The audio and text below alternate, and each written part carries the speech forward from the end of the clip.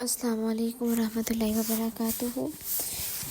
آج کا ہمارا موضوع ہے نماز نبوی تکبیر اولیٰ سے سلام تک۔ آغاز کرتے ہیں دعاؤں کے ساتھ۔ نحمدہ ونصلی علی رسولہ الکریم، اما بعد، اعوذ باللہ السمیع العلیم من الشیطان الرجیم، بسم اللہ الرحمن الرحیم۔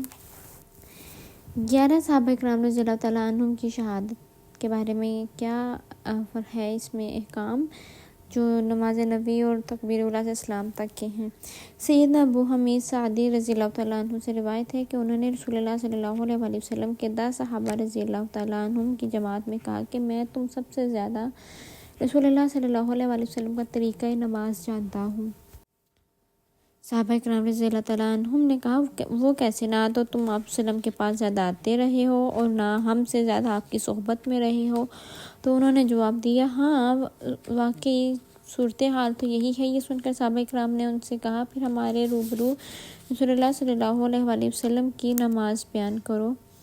سیدنا ابو حمید رضی اللہ تعالیٰ عنہم نے کہا، جب رسول اللہ صلی اللہ علیہ وآلہ وسلم نماز کے لیے کھڑے ہوتے تو اپنے دونوں ہاتھ کندھوں کے برابر اٹھاتے، پھر تکبیر تحریمہ کہتے، پھر قرآن پڑھتے، پھر رکوع کے لیے تکبیر کہتے اور پھر اپنے دونوں ہاتھ کندھوں کے برابر اٹھاتے، پھر رکوع کرتے اور اپنی ہتھیلیاں اپنے گھٹنوں پر رکھتے، پھر رکوع کے دوران کمر سیدھی کرتے، پس نہ اپنا سر جھکاتے اور نہ بلند کرتے، پیٹھ اور سر ہموار رکھتے اور پھر اپنا سر رکوع سے اٹھاتے تو کہتے سمیع اللہ لمن حمدہ، پھر اپنے دونوں ہاتھ اٹھاتے اور یہاں تک کہ انہیں اپنے کندھوں کے برابر کرتے، پھر زمین کی طرف سجدے کے لیے جھکتے، پس دونوں ہاتھ بازوؤں اور پہلو رانوں اور زمین سے دور رکھتے اور اپنے دونوں پاؤں کی انگلیاں کھولتے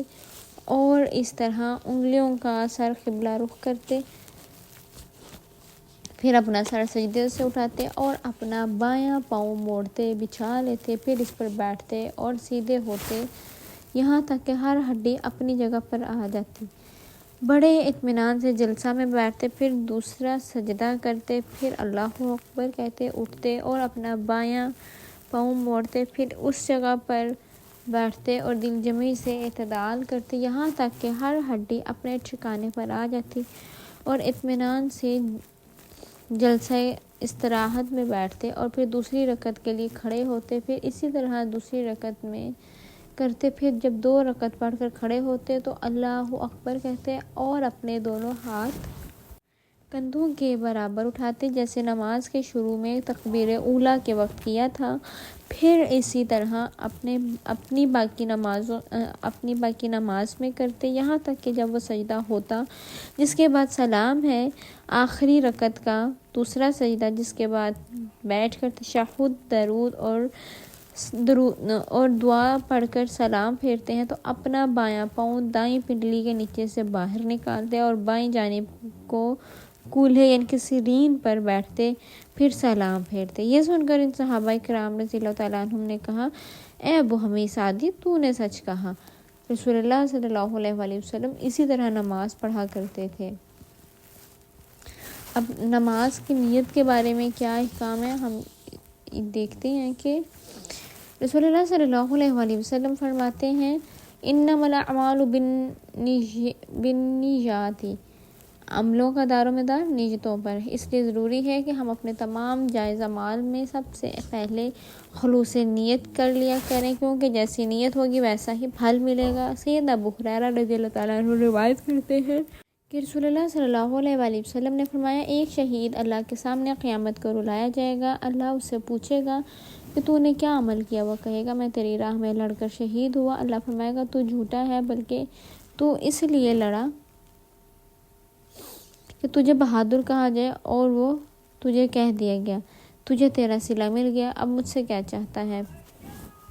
پھر منہ کے بل گھسیٹ کر اسے آگ میں ڈال دیا جائے گا۔ اسی طرح ایک عالم جس نے علم شہرت کی نیت سے پڑھا اور پڑھایا تھا، اللہ کے حضور پیش کر کے جہنم میں جھونک دیا جائے گا۔ پھر ایک شہرت کی غرض سے سخاوت کرنے والا مالدار کا بھی یہی حشر ہوگا۔ وضو کرتے وقت دل میں یہ نیت کریں کہ اللہ کے حضور نماز میں حاضر ہونے کے لیے طہارت وضو کرنے لگا ہوں، پھر نماز پڑھنے لگیں تو دل میں یہ قصد اور نیت کیا کریں کہ نیت صرف اللہ کی خوشنودی کے لیے اس کا حکم بجا لاتا ہوں۔ چونکہ دل سے تعلق رکھتی ہے، اس لیے زبان سے الفاظ ادا کرنے کی کوئی ضرورت نہیں ہے، اور نیت کا زبان سے ادا کرنا رسول اللہ صلی اللہ علیہ وآلہ وسلم کی سنت اور صحابہ کے عمل سے ثابت نہیں ہے۔ اور امام ابن تیمیہ رحمۃ اللہ علیہ فرماتے ہیں کہ الفاظ سے نیت کرنا علماء مسلمین میں سے کسی کے نزدیک بھی مشروع نہیں۔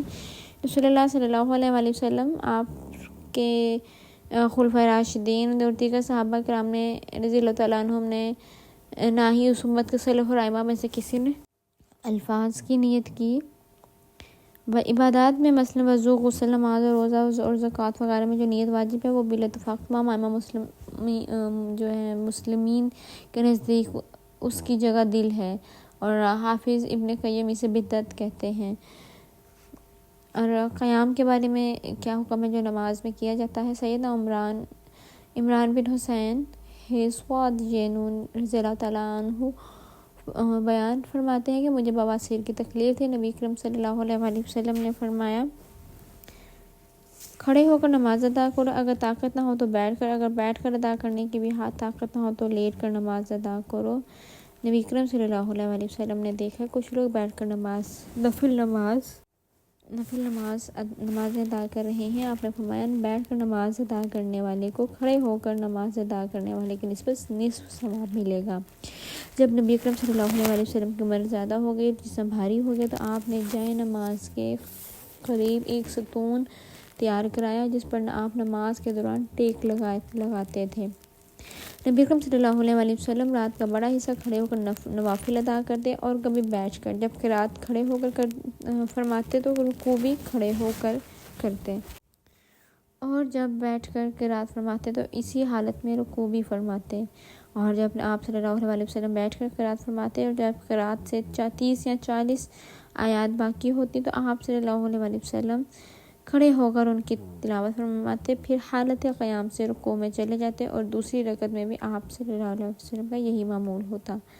امام ہو یا منفرد اپنے آگے ستر رکھ کر نماز ادا کرے۔ نبی اکرم صلی اللہ علیہ وسلم نے ایسا ہی کرنے کا حکم دیا ہے۔ سترہ دیوار، ستون یا کوئی اور چیز بھی ہو سکتی ہے۔ جماعت کی صورت میں امام مقتدیوں کے لیے سترہ ہوگا، لہٰذا امام کے سامنے سترے کا ہونا ضروری ہے، اور وہی سترہ مقتدیوں کے لیے کافی ہوگا۔ اب تکبیر اولیٰ کے بارے میں کیا حکم ہے؟ یعنی قبلہ کی جانب منہ کر کے اللہ اکبر کہتے ہوئے رفع یدین کریں، یعنی دونوں ہاتھ کندھوں تک اٹھائیں۔ سیدنا عبداللہ بن عمر رضی اللہ تعالیٰ عنہ فرماتے ہیں میں نے نبی اکرم صلی اللہ علیہ وآلہ وسلم کو دیکھا کہ آپ نے نماز کی پہلی تکبیر کہی اور اپنے دونوں ہاتھ کندھوں تک اٹھائے۔ ہاتھ اٹھاتے وقت انگلیاں نارمل طریقے پر کھلی رکھیں، انگلیوں کے درمیان زیادہ فاصلہ کریں اور نہ انگلیاں ملائیں۔ رسول اللہ صلی اللہ علیہ وآلہ وسلم دونوں ہاتھ کندھوں تک اٹھاتے۔ نبی اکرم صلی اللہ علیہ وآلہ وسلم کبھی کبھی اپنے ہاتھ اپنے کانوں تک بلند فرماتے۔ شیخ البانی رحمۃ اللہ علیہ فرماتے ہیں کہ رفع یدین کرتے وقت ہاتھوں سے کانوں کو چھونے کی کوئی دلیل نہیں ہے، ان کا چھونا بدعت یا وسوسہ ہے۔ مسنون طریقہ ہتھیلیاں کندھوں یا کانوں تک اٹھانا ہے۔ ہاتھ اٹھانے کے مقام میں مرد اور عورت دونوں برابر ہیں۔ ایسی کوئی صحیح حدیث موجود نہیں جس میں یہ تفریق ہو کہ مرد کانوں تک یا عورتیں کندھوں تک ہاتھ بلند کریں۔ اب سینے پر ہاتھ باندھنے، اس بارے میں کیا احکامات ہیں؟ پھر دایاں ہاتھ بائیں ہاتھ پر رکھ کر سینے پر باندھ لیں۔ سیدنا خلب عطائی رضی اللہ تعالیٰ عنہ فرماتے ہیں کہ میں نے رسول اللہ صلی اللہ علیہ وآلہ وسلم کو سینے پر ہاتھ رکھے ہوئے دیکھا۔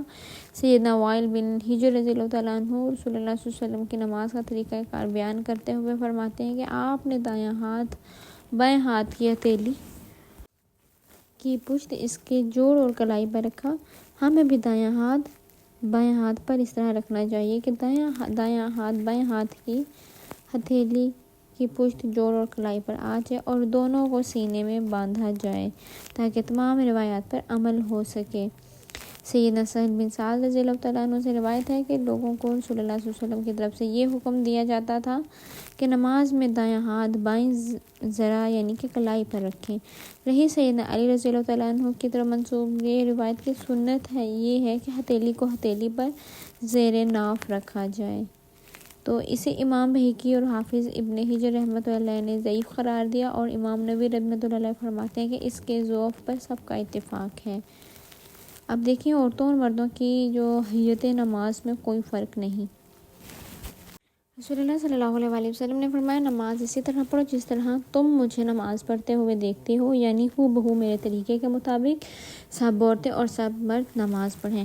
پھر بعض لوگوں کا اپنی طرف سے یہ حکم لگانا کہ عورتیں سینے پر ہاتھ باندھیں اور مرد زیر ناف، اور عورتیں سجدہ کرتے وقت زمین پر کوئی اور حیت اختیار کریں اور مرد کوئی اور۔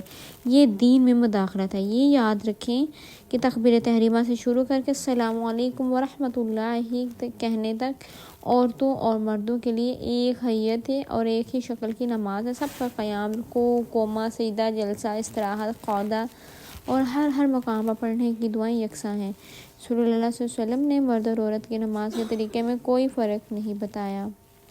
اللہ تعالیٰ ہمیں ان سب باتوں پر عمل کرنے کی توفیق عطا فرمائے۔ باقی احکامات انشاءاللہ ہم کل پڑھیں گے۔ سبحان ربک رب العزت عما یصفون والسلام علی المرسلین والحمد للہ رب العالمین۔ السلام علیکم ورحمۃ اللہ وبرکاتہ۔